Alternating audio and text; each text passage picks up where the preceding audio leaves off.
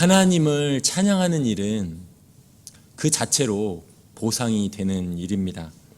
우리의 마음은 찬양 가운데서 어느새 회복되고 새로워지는 경험을 수도 없이 하게 됩니다.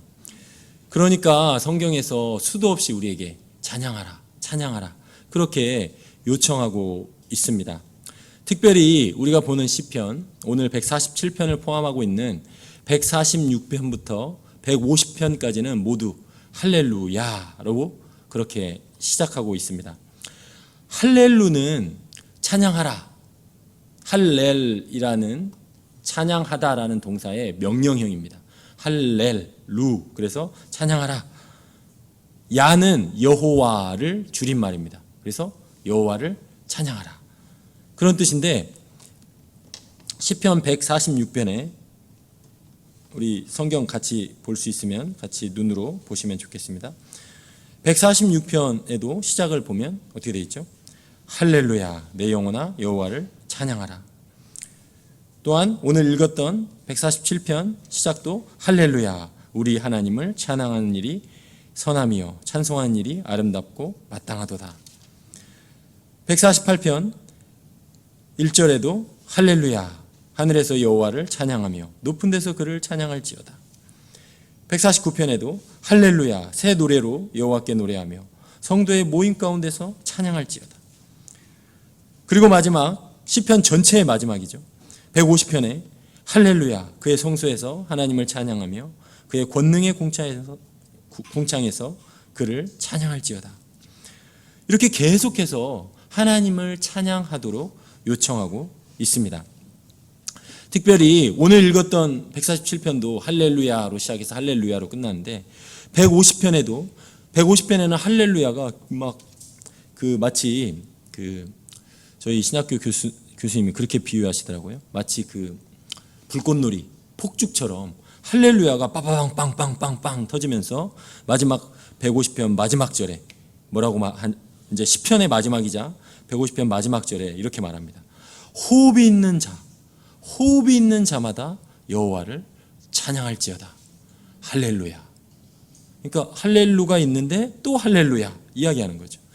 사실 원어로 보면 호흡이 있는 모든 것들, 그러니까 사람만이 이야기하는 것이 아닙니다. 호흡이 있는 모든 것들아 다 여호와를 찬양할지어다. 이렇게 모든 피조 세계를 하나님을 찬양하도록 요청하고 있다는 것입니다. 특별히 오늘 시편은 그렇게 하나님의 백성들에게 하나님을 찬양할 것을 요청하고 있는데, 기독교 신앙은 혼자서 할 수 없다는 것을 우리가 생각해 봤으면 좋겠습니다.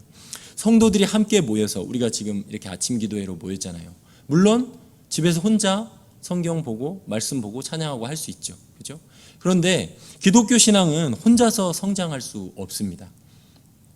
이것은 마치 모닥불에 땔감이 모여 있을 때 불이 활활 타오르듯이, 그렇게 모여 있을 때 우리가 신앙이 뜨거워지고 하나님을 향한 사랑이 그렇게 타오르는 것처럼, 우리 아침마다 함께 기도할 때에 마음이 기도가 이렇게 잘 안 될 때에도 옆에 함께 기도하는 형제 자매들의 기도 소리를 들으면서 마음이 뜨거워지는 경험을 많이 하지 않습니까? 저도 그렇습니다.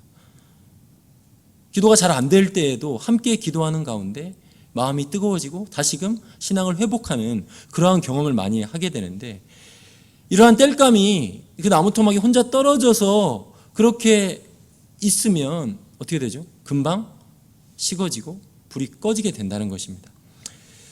제가 이렇게 모여서 이렇게 함께 찬양을 요청하는 이 시편을 보면서 어제 교리반을 하는데 그런 생각이 들었어요.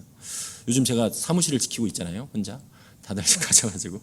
근데 교리반 같이 공부하는데 너무 좋더라고요. 어제 평소보다 훨씬 길게 제가 이야기했는데 하여튼 너무 좋더라고요.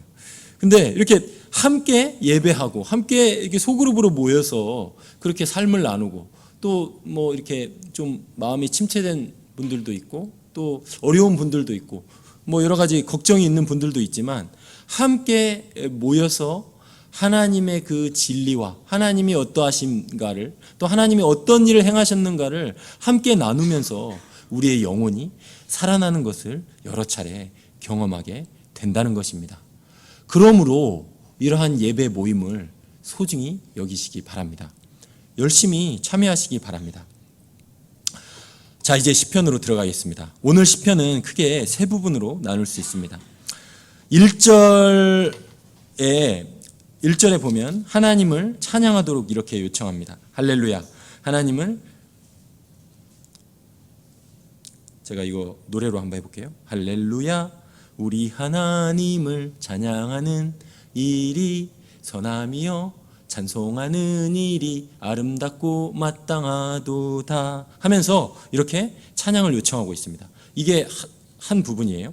1절부터 6절까지 찬양하라는 요청이 있고 그거에 대한 이유를 2절부터 6절까지 설명하고 있습니다. 또한 두 번째 부분은 7절입니다. 7절에도 찬양 요청을 이렇게 하고 있죠. 감사함으로 여호와께 노래하며 수금으로 하나님께 찬양할지어다. 그죠? 찬양을 또 요청하고 있습니다. 그리고 나서 찬양에 대한 이유를 또 8절부터 11절까지 쭉 이야기합니다. 그리고 나서 또 세 번째 부분 12절에 가니까 또 찬양하라고 이렇게 요청합니다. 예루살렘아 여호와를 찬송할지어다. 시온아 내 하나님을 찬양할지어다. 그렇게 이야기하고 나서 또 찬양해야 될 근거를 계속해서 이야기합니다. 20절까지. 우리 예수님의 말씀에서 우리가 하나님을 예배할 때 참되게 예배하는 자들은 어떻게 예배하라고 하죠? 영과 진리로 예배할지니라. 그렇게 이야기하잖아요. 그러니까 하나님을 예배하는데 우리에게 뭐가 필요하냐면 하나님의 진리가 필요하다는 거죠. 찬양하라고 요청을 하고 나서 하나님을 예배해야 할 진리를 계속해서 말씀하고 있다는 것입니다. 그것을 이렇게 세 부분으로 나눠서 설명하고 있습니다. 그렇게 세 부분으로 한번 설명해 보겠습니다. 자, 1절에서 6절까지는 하나님의 회복하심을 찬양하라는 내용이 나옵니다. 2절에 보면 이렇게 하나님께서 말씀하시죠. 여호와께서 예루살렘을 세우시며 이스라엘의 흩어진 자를 모으시며. 이 시가 쓰여진 시대는 느헤미야가 이스라엘 성벽이 무너지고 다시 와서 성벽을 재건했던 그 시대. 그래서 이제 이스라엘이 죄 때문에 여러 나라로 흩어지게 되는데 하나님께서 그들을 다시 모으시고 회복하는 그 때에 하나님께서 베푸신 일을 찬양하면서 지은 시라고 알려져 있습니다. 그러므로 1절에서 6절까지는 그러한 하나님의 회복하심을 찬양하라는 내용을 설명하고 있습니다. 그리고 7절에서 10절까지는 하나님의 공급하심과 그의 인자하심을 찬양하라는 내용입니다.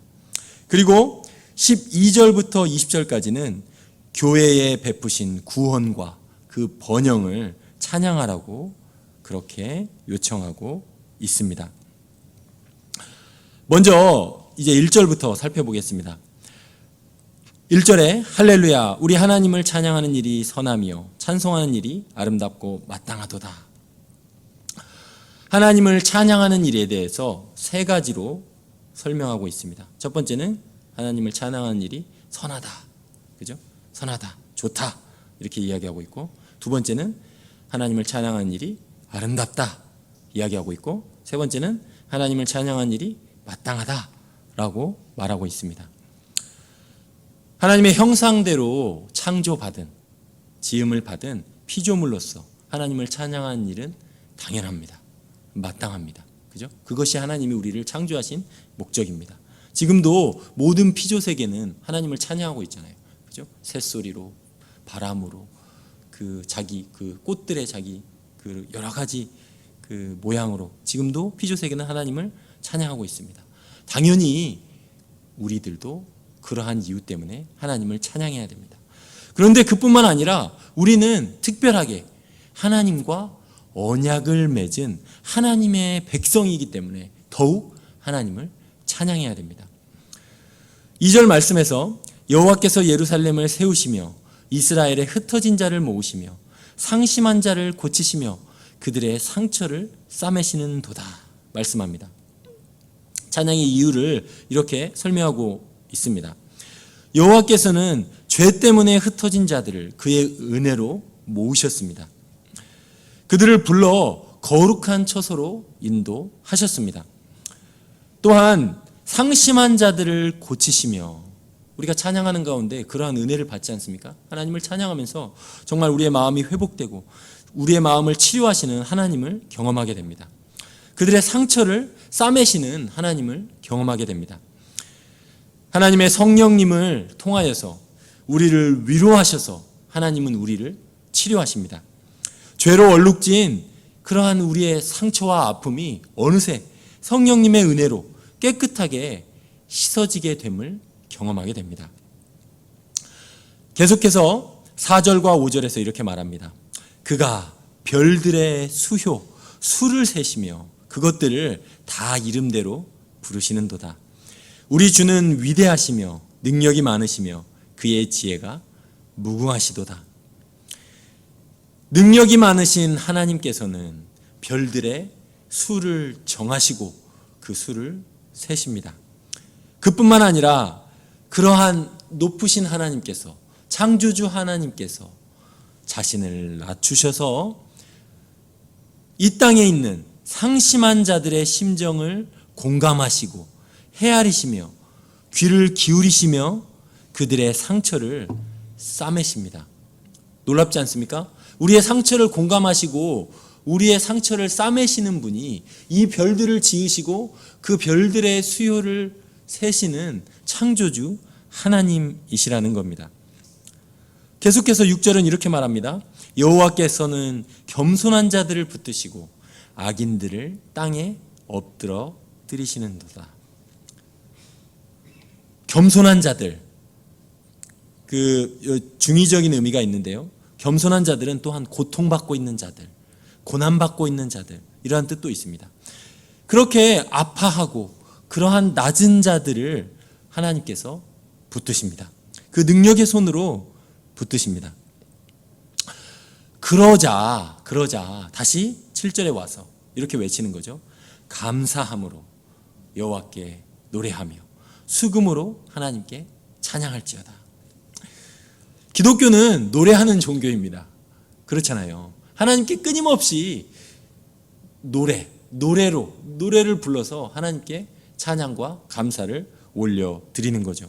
우리의 목소리뿐만 아니라 우리의 모든 세포가 다 동원돼서, 우리가 가진 모든 것이 다 동원돼서, 여기서도 수금이 동원되잖아요. 우리가 다룰 수 있는 모든 악기들이 다 동원돼서 하나님을 찬양하는 것입니다. 수금으로 하나님께 찬양할지어다.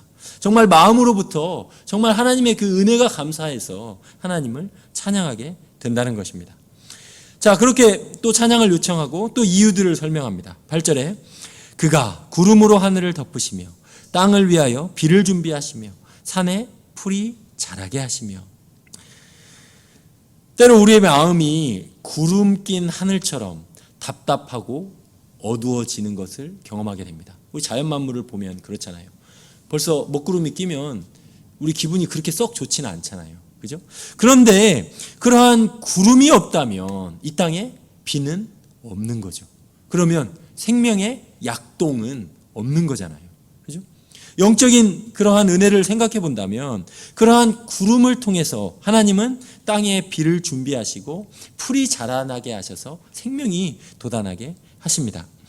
우리가 지금 욥기를 통과하면서 고난의 시절을 지내고 있는데 고난의 먹구름을 통해서 하나님께서 역시 은혜의 단비를 통해 생명의 열매를 맺게 하실 것을 그렇게 준비하고 인도하신다는 것입니다.